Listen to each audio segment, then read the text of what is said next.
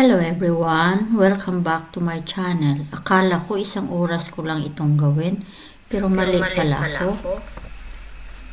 Today's video, I decided to clean my kitchen and I will also make cheese egg panini for my snacks. Come and join me. If you are new to my channel, ako pala si Gracie. I'm a grandma that living here in England. At kung mag-resonate sa iyo ang channel ko, please consider to like and subscribe. Also, hit the notification bell so that you will be updated to my future video uploads. Comment ka na rin so that we can connect each other and be a friend. Tapusin mo na rin ang video ito para malaman mo kung paano ko ginawa yung cheese egg panini.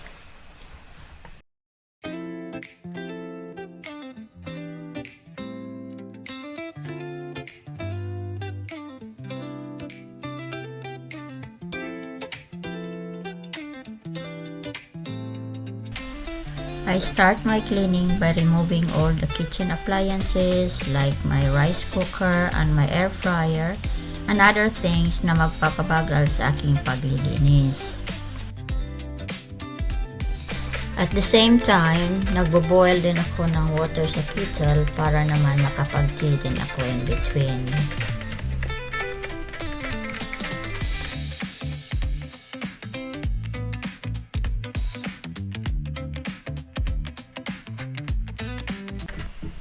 Itong window side ang uunahin kong linisin kasi malapit siya sa cooker.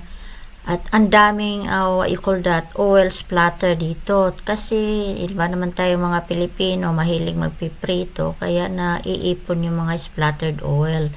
Kailangan talagang linisin.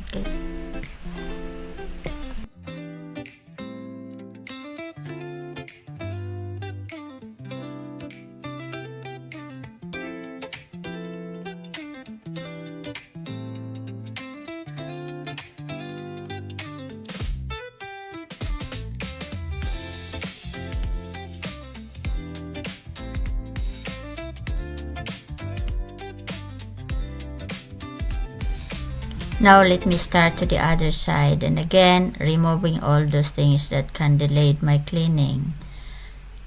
Toaster, the kettle, and the other bits.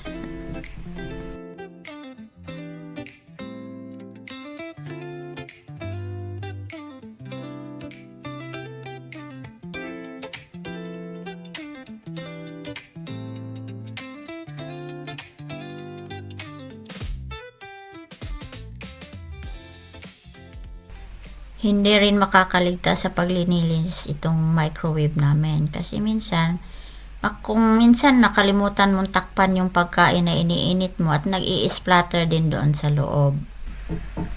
O ito, aalisin ko ito at lalabhan ang seat cover. At pagkatapos, iho-hover ko rin itong aming what you call the rug.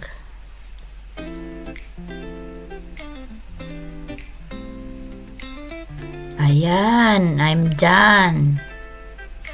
Look, my kitchen is now tidy and neat.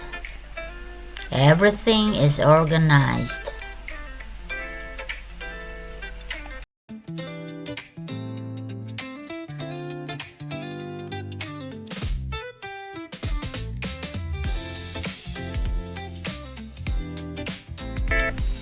Now that I'm done with my cleaning and I've already washed my hand, let me cook my snack. This is my simple homemade panini, cheese egg panini. Simple lang to pero nakakabusog.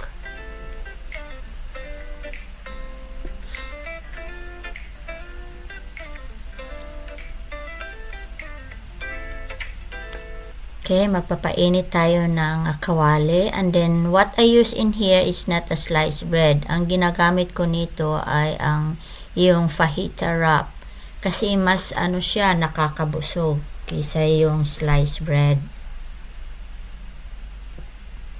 Lagay ko na yung egg, tsaka lagay ko na rin yung cheese. At pagkatapos nito, ilalagay ko na rin yung pangalawang fajita. Ganyan lang, iniinit at niluluto.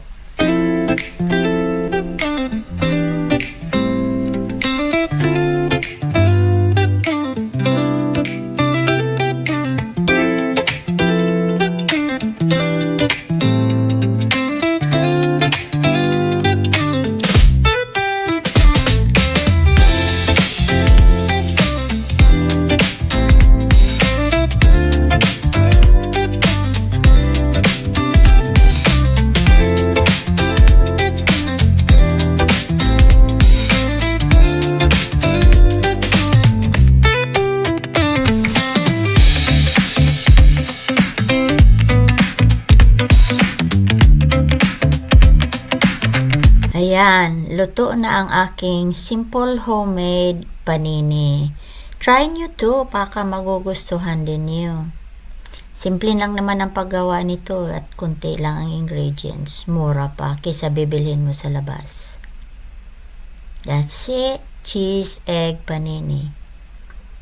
Thank you for watching. Until my next video.